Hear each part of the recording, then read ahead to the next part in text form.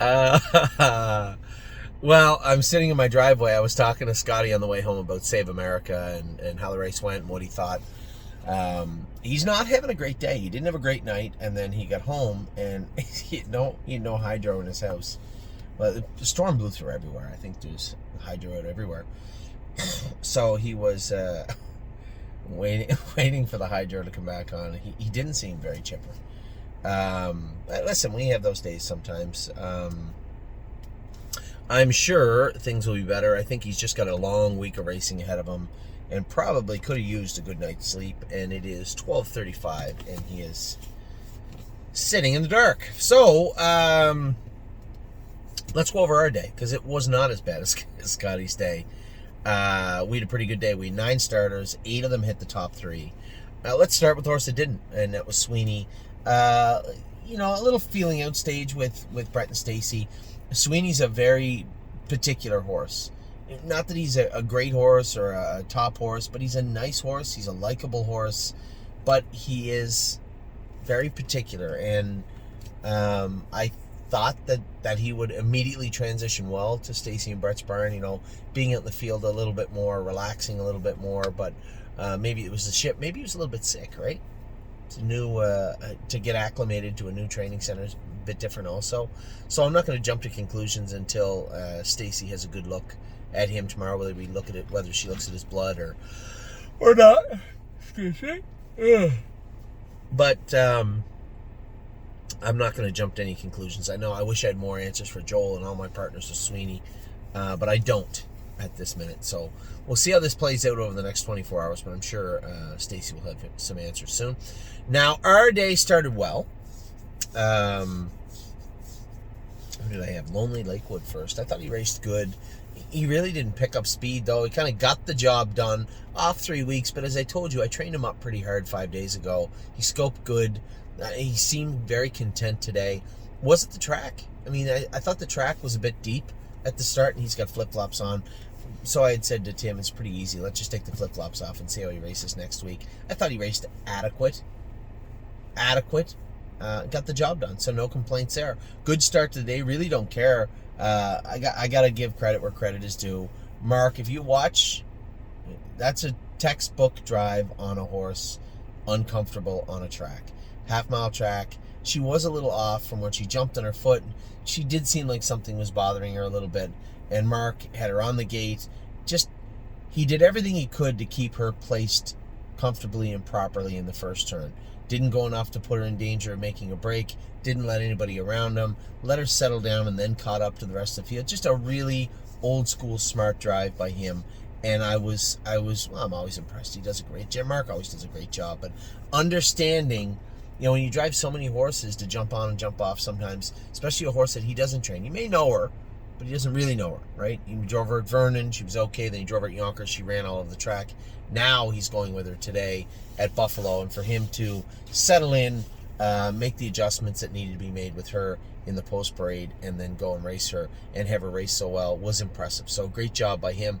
I thought Ready for Landing race great. We talked about him this afternoon, how happy I was that he allowed me to take him back, settle, understood the race, and finished up very strong. Everything you want him to do, he did today. Well, except for win, but I was very, very happy.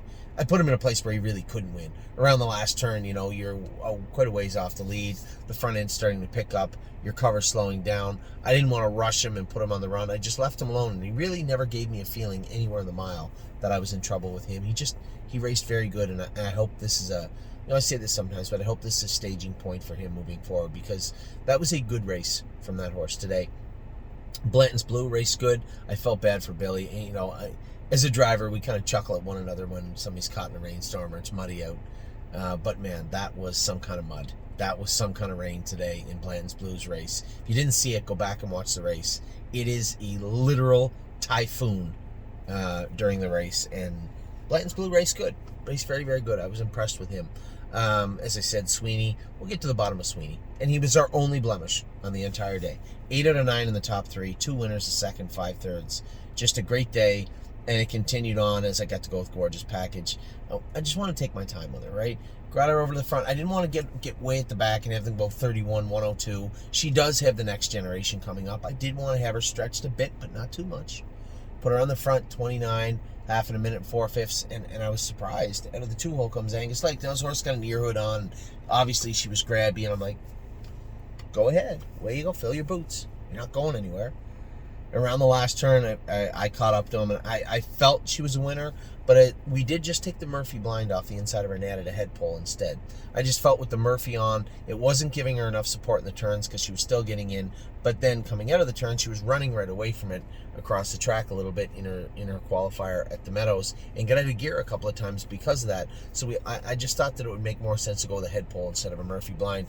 Now, problem is she's always been a little squirrely. She's always been a little skittish. She's used to her equipment. Now we just changed it. So I don't know whether she caught a look at Angus getting into his horse or revving his horse up. Something caught her attention and she vaulted right and blew the turn. Now I'm thinking, Jesus, come on. So I get her back going forward. He's got a 3-length head start on me. And she ran him down. She is as slick as a button on the when she's rolling, when she's moving forward, and just determined, right? You just see it that she wants to catch up and beat the horse. It was a great race from her. Last half in 57 and a piece too. A very, very good mile. Exactly what I wanted to see going in. Not her blowing the turn, but the overall body of work was exactly what you want to see going into next week's stake race. So very impressed with her. Lover's Play.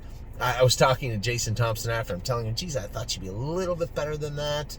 You know, he dropped me in the 4-hole, and then I kind of came out in front of him. And he said, and I'm telling him the story. I'm like, this filly got hurt when she was 2, and now she has these egg bars on behind us. And I'm saying it. I'm literally explaining why she was no good.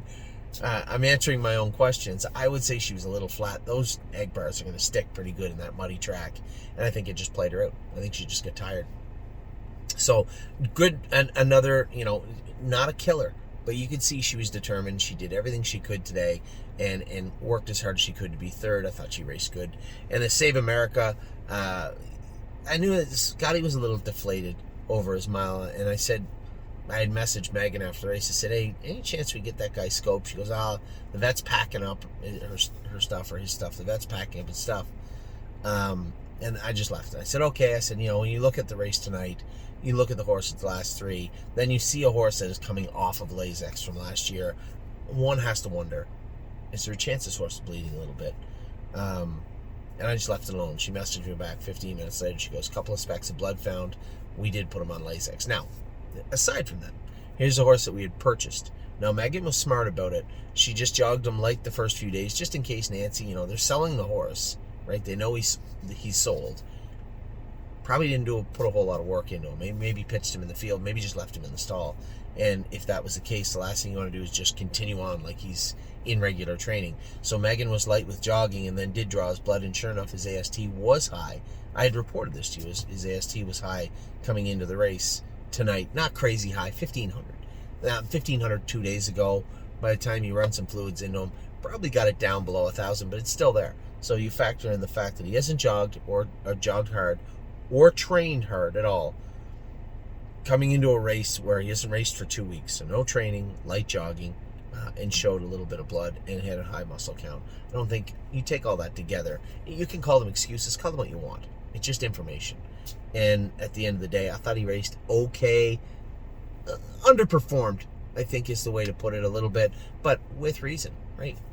Just the way it was. I think he'll bounce back and have a decent race again next week. He's a nice horse. He's not an open pacer, but he's a nice horse that's going to do us some good. And that's exactly, that's exactly what we bought him for. Then finishing off our night was Purple People Eater. Race good, kind of a weird race. Everybody got jammed up and jostling around, and then she ended up touching her left elbow. Not shocking when you look at her gait, but when I see that she touched her left elbow, is she due to be shod? Was she recently shod, or her feet bothering her? Right line a little bit in the last turn and down the lane. Again, touched her left elbow, right line. Maybe she's loading some weight on the left side. Might be something on the right side bothering her. She's a 3-year-old filly. I would suspect you would look at a knee. But we'll see. Nothing serious. But we'll have a look at her. So again, a great day today. Finished off last night with a great win and a great night with greatest ending, and then threw 9 at you today. 8 of them hit the top 3. 2 winners, a second, and 5 thirds. Pretty good day all in all. Tomorrow, not a whole lot going on. We got Foxy Seaside and Drebin. I'm going to roll over and go with Foxy Seaside tomorrow and watch Drebin tomorrow night. Should be a lot of fun. Friday is going to be super cool. We have a ton of stakes on Friday. Pop-ups. Manhattan Money. He's a great guy. Rose Run AJ. Cadeau. Blue Ventura. All racing in the pop-up series in the Meadows. I'm going to drive them and 3 Point Blue Chip. We're going to watch Collector S race in Southern Ohio at Scioto. Tex Song Sopranos at Yonkers. Then we have our boys Century Legion and Chicago Hall Racing. Harry told me Century Legion a little warm today, so we'll see if we can't take the edge off of our boys Century Legion for Friday evening. I believe Chris Christoforou is going to drive him. He's 6-1. The favorite is our other horse, Chicago Hall. James will drive him. I'll drive 3 Point Blue Chip, and then to cap out our night will be JK Victory. So a big Friday coming up, a little softer Thursday, but still important. I'm very excited about Foxy Seaside Drebin, and then a big Friday. Ollie plays baseball Saturday morning. I'm going to try and make my way to his baseball game, and then back Saturday evening for Victory Blue Chip, Militant, and I'm Fancy Like. Now, that's not all. Sunday, Arrowhead Hanover races in the first Sire Stake race in Pennsylvania. Well, it's the All-Stars. They go for $30,000, and he is, from what I can see, 5-2. So I assume pick to win, if not for second. Should be a lot of fun this weekend. A busy weekend ahead. So, for all of you, it's now 12:45. I'm going to bed. I hope you had a wonderful day. I hope we have a better day. Well, we're not going to have a better day. We only have 2 horses racing today. But I hope we all have a less muddy day today. It's still all on my eyes and my nose and my ears. Whew. Long day. I will talk to you all soon. Have a wonderful, well, you're in bed by now. Have a wonderful morning. Take care.